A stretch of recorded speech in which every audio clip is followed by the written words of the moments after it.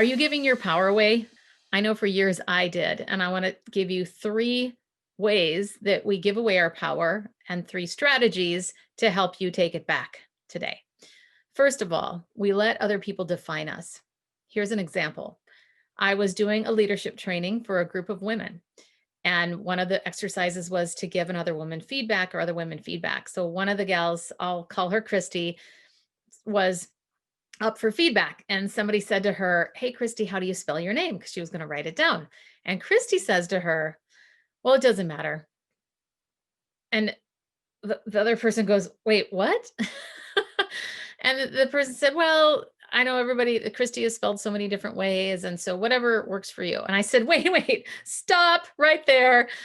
This is a problem. You are giving your power away. You're letting somebody else define who you are, especially with the most important thing of all, and that is your name. It is critical to step into who you are. And I know that may sound like a silly thing, but those are little nuances that can take away from our confidence. So, we had a whole discussion about not only does that person give away her power when she lets somebody else decide, it makes it confusing for the other person. Like for me, I like to get people's names right. I want to know how to pronounce it. I want to know how to spell it right. And then when you put that in my shoes or the other person's shoes, whoever it is, it can be just kind of confusing. Well, gosh, what is your preference? I wish you'd just tell me. And that can erode trust. That is the biggest problem here. It can erode trust. And that makes it feel like, okay, this person isn't really that credible. They're not really confident. So definitely make sure that you define you, not somebody else. Number two, we're hesitant to self-promote. I will say this is one area that I have been pretty good most of my life. Thank God for my dad, who taught me that I could have anything I wanted if I just went out and got it. So that's one of the things I was taught. But as you know, most women, if we don't have like 10 out of 10 qualifications, we might not apply for the job, for example, or we just feel hesitant to speak up with the things that we do well and our gifts. So I want to encourage you to own your gifts and speak up for the things that you want. And don't be afraid to tell people how great you are. You don't have to say it like you're waving a flag, woohoo, I'm so great. It's just a matter of being grounded in what you know that you do well and not being afraid to share that. For example, a number of years ago, I was asked to leave my job. Well, I was given the opportunity, I should say, to interview for an HR director job. So that was a long time ago now, almost 20 years ago. But I remember interviewing for that job, and I frankly hadn't done a lot of training before. Truth be told, I probably only had done one module of something when I worked at the Gap in their corporate office. But I was interviewing for this job. I loved training. So that's what I talked about. That's what I promoted. Oh, I love training. I kept talking about how much I loved training. Well, they hired me. Now, I didn't lie because I didn't say I've done a ton of training. I just talked about how passionate I am about training. And would you know that the CFO comes up to me and says, "Oh, I've heard you've done a ton of training at the Gap.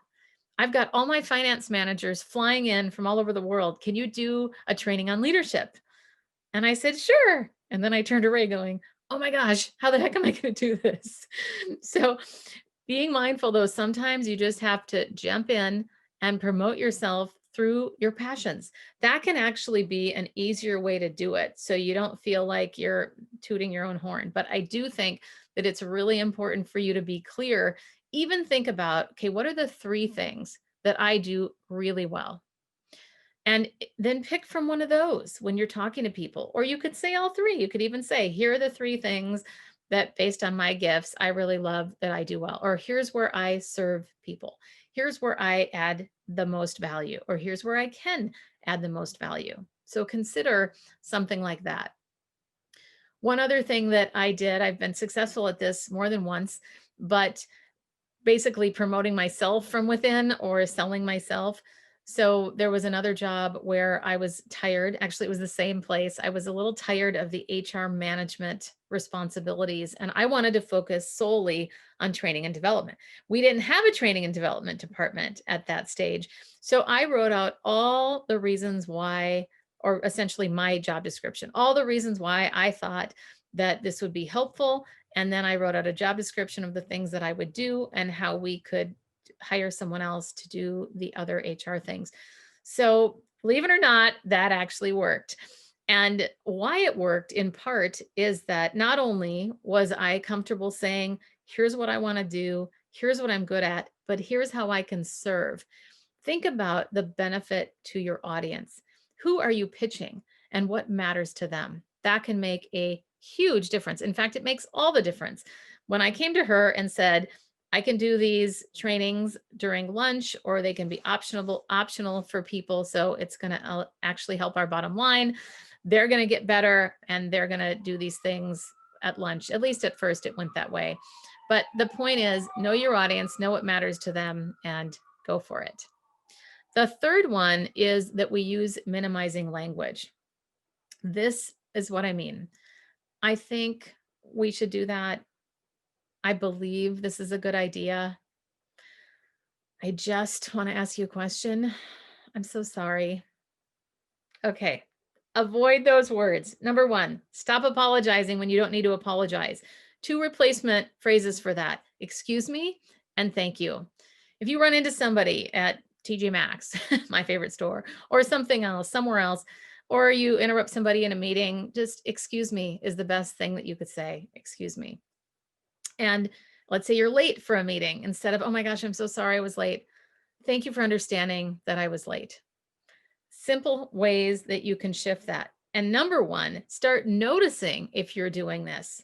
That's really important to see how often it comes up. The word just, it can be hard to avoid that, but think about how you could take it out. One word that I have found replaces it nicely most of the time is simply. I simply needed this. Now you also have to ask yourself, do I really need to say just or simply? Can I just say it? That would be an appropriate time to use it. Can I just say it? But it's good to just, again, you can hear it now. I keep saying it. It's good to notice and be aware of these words that we're saying. Avoid the word just. I'm sorry. And the I thinks and I believes, over time, that can become a filler word, and it can also sound like we aren't sure. It takes away from our credibility. And notice my favorite part, it does not change the meaning with you when you take it out. For example, if I want to say to you, I think investing money in this project is a good idea, or investing money in this project is a good idea. Notice taking away the I think doesn't change the meaning. It actually makes it stronger and you come across as more credible. Of course, as we've talked about before, you want to make sure that you keep that tone in your voice that has strength so that you can come across also with strength and credibility. So to review, don't let other people define you. You get to define you. Self-promote, you can do it. And don't use minimizing language. Take it out, replace it with something stronger. Hope you enjoyed today's episode. Thank you so much for listening. And please subscribe and leave a review. That helps other people find this. If you loved it, obviously, I'd love to have you back again. And remember that you too can stand out with unshakable confidence.